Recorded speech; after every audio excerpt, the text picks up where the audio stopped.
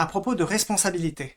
En communication non violente, il arrive qu'on dise « Je ne suis pas responsable de tes émotions et de tes besoins ». Ok. On va revenir dessus de pourquoi est-ce qu'on dit ça, mais surtout, je voudrais mettre en lumière une utilisation qui est faite qui m'agace, franchement, de ces mots-là.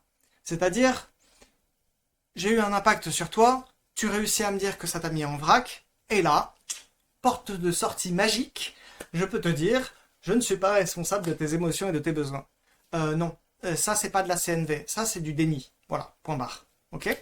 Là, à ce moment-là, ce que ça me fait faire, c'est que j'ai ce truc-là qui me permet d'esquiver ma responsabilité actuelle présente, qui est qu'est-ce que je fais une fois que tu me dis que j'ai eu un impact.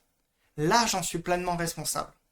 Si on dit que je ne suis pas responsable de tes besoins et de tes émotions, c'est juste que je ne suis pas responsable, je ne suis pas capable d'anticiper tout ce que mes actes pourraient faire sur d'autres et quels impacts ils pourraient avoir.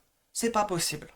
Parce que n'importe quel acte pourrait avoir des conséquences très différentes d'une personne à une autre en fonction des vécus. Si je me gratte la tête, pour beaucoup, peut-être l'immense majorité d'entre nous, certainement, ce sera anodin, mais pour d'autres, peut-être, ça va évoquer exactement le geste que faisait une personne qui a fait vivre des traumatismes. Par exemple, bim.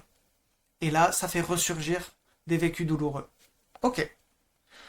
Ma responsabilité, par contre, au moment où une personne me dit que ça l'a mise en vrac, c'est d'écouter. C'est de prendre la mesure. C'est de voir ensemble qu'est-ce que je peux faire pour éviter que ça se reproduise. C'est rester présent.